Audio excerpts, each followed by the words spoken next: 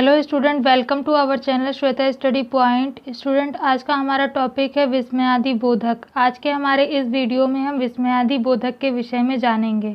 तो आइए जानते हैं विस्मयादि बोधक के विषय में। ऐसे शब्द जो वाक्य में आश्चर्य, हर्ष, शोक, घृणा आदि भाव व्यक्त करने के लिए प्रयुक्त हों, वे विस्मयादि बोधक कहलाते हैं।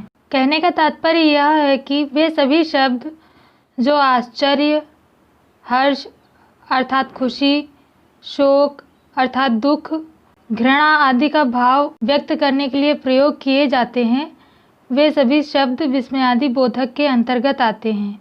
ऐसे शब्दों के साथ विस्मयादि बोधक चिन्ह का प्रयोग किया जाता है, जैसे अरे, ओह, शाबाश, काश इत्यादि सभी शब्द विस्मयादि बोधक के अंतर्गत आते हैं, क्योंकि ये सभी शब्द हर्ष, आश्चर्य, शोक, घृणा आदि भावों को व्यक्त करने के लिए प्रयोग किए जाते हैं। उदाहरण के लिए आइए इस वाक्य को पढ़ते हैं। हाय, मुझे देर हो गई। यहाँ इस वाक्य में हाय शब्द विस्मयादि बोधक के अंतर्गत आएगा, क्योंकि वाक्य में प्रयोग किए गए हाय शब्द से शोक का भाव व्यक्त किया जा रहा है। हमें शोक के भाव के विषय में पता चल रहा है, अतः हाय शब्द विस्मयादि बोधक के अंतर्गत आएगा। आइए अब जानते हैं विस्मयादि बोधक के भेद के विषय में। स्टूडेंट्स, विस्मयादि बोधक के कुल 10 भेद होते हैं। पहला शोक बोधक, दूसरा तिरस्कार बोधक, तीसरा स्वीकृति बोधक, चौथा संबोधन बोधक, पांचवा हर्ष बोधक, छठा भय बोधक, सातवां आशीर्वाद बोधक, आठवां अनुमोदन बोधक, नौवां विदास बोधक, 10वां विवशता बोधक। स्टूडेंट, आइए अब जानते हैं शोक बोधक के विषय में। जहाँ वाक्य में हे राम, बाप रे बाप, ओह, उफ, हाँ आदि आते हैं, तो वहाँ पर शोक बोधक होता है। इन शब्दों से शोक की भावना व्यक्त की जाती है। कहने का तात्पर्य यह है कि यहाँ पर लिखे हुए शब्द हे राम, बाप रे बाप, ओह, उफ, हाँ इत्यादि शब्दों से शोक की भावना व्यक्त की जाती है। इन सभी शब्दों का प्रयोग शोक की भावना व्यक्त करने के लिए किया जाता है। अतः ये सभी शब्द जिस वाक्य में आते हैं, वहाँ पर शोक बोधक विस्मयादि बोधक होता है। शोक बोधक विस्मयादि बोधक अव्यय के विषय में और अधिक जानने के लिए आइए कुछ उदाहरण को पढ़ते हैं। जैसे हे राम, ऐसा मेरे साथ ही क्यों होता है। यहाँ इस वाक्य में हे राम शोक बोधक विस्मयादि बोधक के अंतर्गत आएगा। वहीं दूसरे वाक्य में बाप रे बाप, अब मेरा क्या होगा। यहाँ इस वाक्य में बाप रे बाप शोक बोधक विस्मयादि बोधक के अंतर्गत आएगा। वहीं अगर तीसरे वाक्य में देखें तो हाय नाना जी चल बसे, यहाँ इस वाक्य में हाय शब्द शोक बोधक विस्मयादि बोधक के अंतर्गत आएगा। और चौथे वाक्य में ओह मैं ये सब नहीं कर सकता, यहाँ इस वाक्य में ओह शब्द शोक बोधक विस्मयादि बोधक के अंतर्गत आएगा, क्योंकि इन सभी वाक्यों में हे राम, हाय, ओह आदि शब्दों का प्रयोग किया गया है। इन सभी शब्दों का प्रयोग दुख अर्थात शोक आदि की भावना व्यक्त करने के लिए किया जाता है। अतः ये सभी उदाहरण शोक बोधक विस्मयादि बोधक के अंतर्गत आएंगे। आइए अब जानते हैं तिरस्कार बोधक के विषय में।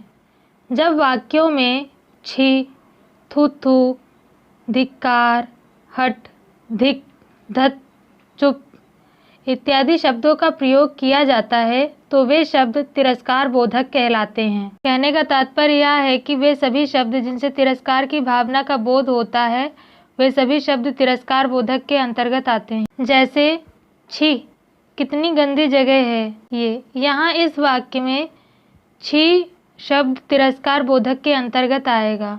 वहीं दूसरे वाक्य में अगर तुम यह भी नहीं कर सके तो धिक्कार है तुम पे, यहाँ इस वाक्य में धिक्कार शब्द तिरस्कार बोधक के अंतर्गत आएगा। वहीं तीसरे वाक्य में चुप, लगता है कोई आ रहा है, यहाँ इस वाक्य में चुप शब्द तिरस्कार बोधक के अंतर्गत आएगा, क्योंकि दिए गए उदाहरणों में छी, धिक्कार, चुप आदि शब्दों का प्रयोग किया गया है, जो कि तिरस्कार की भावना को व्यक्त करते हैं। अतः ये सभी उदाहरण तिरस्कार बोधक के अंतर्गत आएंगे। स्टूडेंट, आइए अब जानते हैं स्वीकृति बोधक के विषय में। वाक्य में जब अच्छा, ठीक, हाँ, जी हाँ, बहुत अच्छा, जी इत्यादि शब्दों का प्रयोग किया जाता है तो ये स्वीकृति बोधक के अंतर्गत आते हैं। इनसे हमें स्वीकृति की भावना का बोध होता है, अतः यह स्वीकृति बोधक कहलाते हैं। कहने का तात्पर्य यह है कि वे सभी शब्द जिनसे हमें स्वीकृति की भावना का बोध हो, वे सभी शब्द स्वीकृति बोधक के अंतर्गत आते हैं। जैसे अच्छा फिर ठीक है, यहाँ इस वाक्य में अच्छा शब्द स्वीकृति बोधक के अंतर्गत आएगा। वहीं दूसरे वाक्य में तुम यही चाहते हो तो फिर ठीक है, यहाँ इस वाक्य में ठीक शब्द स्वीकृति बोधक के अंतर्गत आएगा। वहीं तीसरे वाक्य में जी हाँ मैं ही वह बंदा हूँ, यहाँ इस वाक्य में जी हाँ शब्द स्वीकृति बोधक के अंतर्गत आएगा, क्योंकि दिए हुए उदाहरणों में अच्छा, ठीक, जी हाँ इत्यादि शब्दों का प्रयोग किया गया है और इनसे हमें स्वीकृति की भावना का बोध होता है, अतः ये सभी उदाहरण स्वीकृति बोधक के अंतर्गत आएंगे। आइए अब जानते हैं संबोधन बोधक के विषय में। वाक्य में जब हो, अजी, ओ, रे, री, अरे, अरी, हेलो, ए इत्यादि शब्दों का प्रयोग किया जाता है तो वे संबोधन बोधक के अंतर्गत आते हैं, क्योंकि यहाँ पर लिखे हुए इन सभी शब्दों का प्रयोग हम किसी का संबोधन करने के लिए करते हैं। कहने का तात्पर्य यह है कि वे सभी शब्द जिनसे संबोधन अर्थात किसी को बुलाने का संकेत मिले, वे सभी शब्द संबोधन बोधक के अंतर्गत आते हैं। जैसे अजी सुनते हो, यहाँ इस वाक्य में अजी शब्द संबोधन बोधक के अंतर्गत आएगा। वहीं दूसरे वाक्य में अरे जरा रुको तो सही, यहाँ इस वाक्य में अरे शब्द संबोधन बोधक के अंतर्गत आएगा। वहीं तीसरे वाक्य में हेलो आप कौन बोल रहे हैं, यहाँ इस वाक्य में हेलो शब्द संबोधन बोधक के अंतर्गत आएगा, क्योंकि दिए हुए उदाहरणों में अजी, अरे, हेलो इत्यादि शब्दों का प्रयोग किया गया है।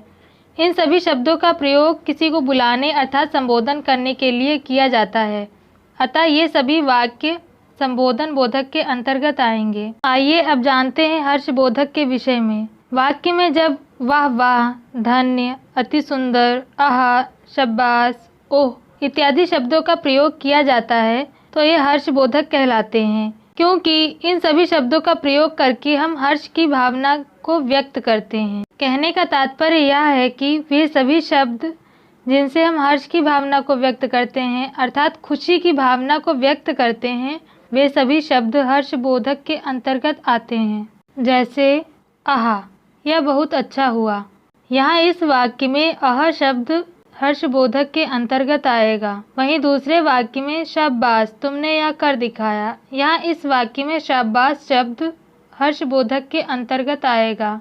वहीं तीसरे वाक्य में वाह, ये तो किसी अजूबे से कम नहीं, यहाँ इस वाक्य में वह शब्द हर्ष बोधक के अंतर्गत आएगा, क्योंकि दिए गए उदाहरणों में आहा, शाबाश, वाह इत्यादि शब्दों का प्रयोग किया गया है। इन सभी शब्दों से हर्ष की भावना व्यक्त हो रही है, अतः ये सभी उदाहरण हर्ष बोधक के अंतर्गत आएंगे। अतः पूर्ण रूप से हम कह सकते हैं वे सभी शब्द जो कि हर्ष की भावना व्यक्त करते हैं, वे सभी शब्द हर्ष बोधक के अंतर्गत आते हैं। आइए अब जानते हैं भय बोधक के विषय में। वाक्य में जब बाप रे बाप, ओह, हाय, उई माँ, त्राही त्राही जैसे शब्दों का प्रयोग किया जाता है तो ये भय बोधक कहलाते हैं, क्योंकि इन सभी शब्दों से भय या डर की भावना व्यक्त होती है। जैसे हाय, अब मेरा क्या होगा, यहाँ इस वाक्य में हाय शब्द भय बोधक के अंतर्गत आएगा। वहीं दूसरे वाक्य में उई माँ, बहुत जोर से दर्द हो रहा है,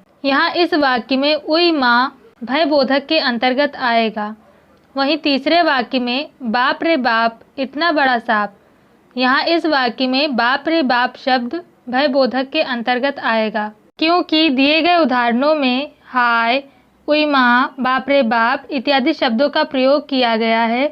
इन सभी शब्दों का प्रयोग डर की भावना व्यक्त करने के लिए किया जाता है, अतः ये सभी उदाहरण भय बोधक के अंतर्गत आएंगे। आइए अब जानते हैं आशीर्वाद बोधक के विषय में।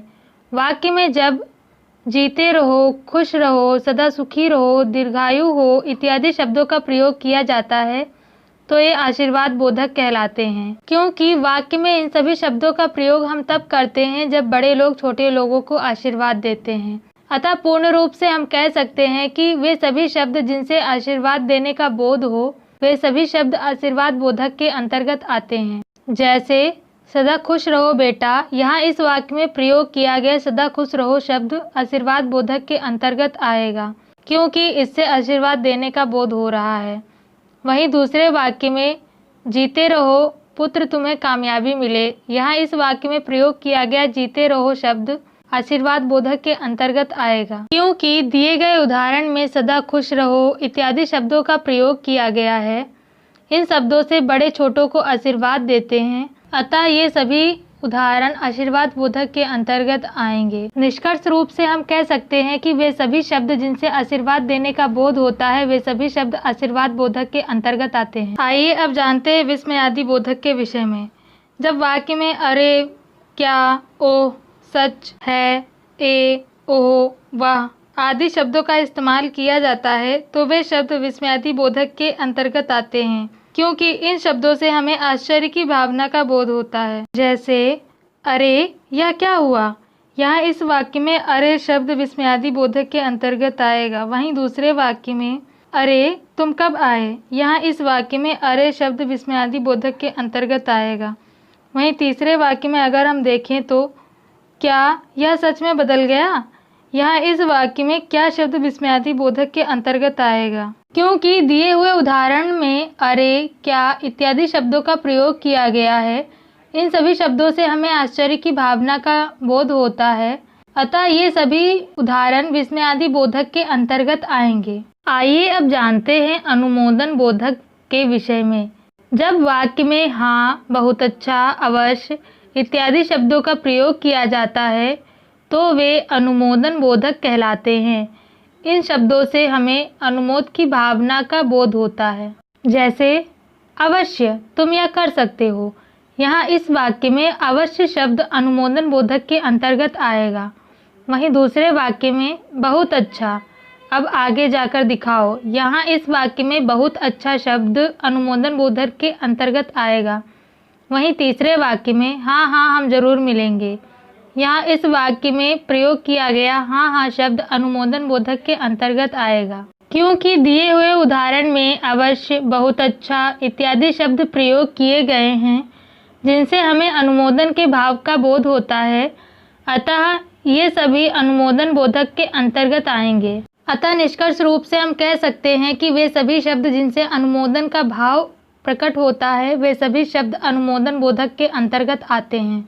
आइए अब जानते हैं विदास बोधक के विषय में। जब अच्छा, अच्छा जी, टाटा इत्यादि शब्दों का प्रयोग किया जाता है, तो वे शब्द विदास बोधक कहलाते हैं। जैसे टाटा अब हम जाते हैं, यहाँ इस वाक्य में प्रयोग किया गया टाटा शब्द विदास बोधक के अंतर्गत आएगा। वहीं दूसरे वाक्य में अच्छा फिर मिलते हैं, यहाँ इस वाक्य में प्रयोग किया गया अच्छा शब्द विदास बोधक के अंतर्गत आएगा, क्योंकि इन दोनों ही शब्दों से विदास की भावना का बोध होता है। क्योंकि दिए गए उदाहरणों में अच्छा, अच्छा जी, टाटा इत्यादि शब्दों का प्रयोग करके विदास की भावना व्यक्त की जा रही है, अतः दिए गए सभी उदाहरण विदास बोधक के अंतर्गत आएंगे। अतः पूर्ण रूप से हम कह सकते हैं कि वे सभी शब्द जिनसे विदास की भावना का बोध होता है, वे सभी शब्द विदास बोधक के अंतर्गत आते हैं। आइए अब जानते हैं विवशता बोधक के विषय में। जब वाक्य में काश, कदाचित, हे भगवान जैसे शब्दों का प्रयोग किया जाता है, तो वे शब्द विवशता बोधक के अंतर्गत आते हैं। इन शब्दों से विवशता की भावना व्यक्त की जाती है। कहने का तात्पर्य यह है कि वे सभी शब्द जिनसे विवशता का बोध होता है, या वे शब्द जो विवशता का बोध करवाते हैं, वे सभी शब्द विवशता बोधक के अंतर्गत आते हैं। जैसे काश मैं भी यह कर पाता, यहाँ इस वाक्य में प्रयोग किया गया काश शब्द विवशता बोधक के अंतर्गत आएगा, क्योंकि इससे विवशता की भावना का बोध होता है।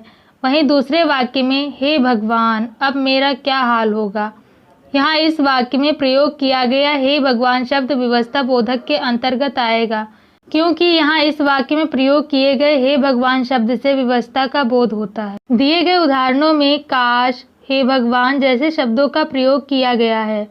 इन सभी शब्दों का प्रयोग विवशता को प्रकट करने के लिए किया जाता है। अतः ये उदाहरण विवक्षता बोधक के अंतर्गत आएंगे। स्टूडेंट्स, ये थी जानकारी विस्मयादि बोधक और उसके प्रकार के विषय में। अगर आपको मेरा वीडियो पसंद आया हो तो वीडियो को लाइक और शेयर ज़रूर करें।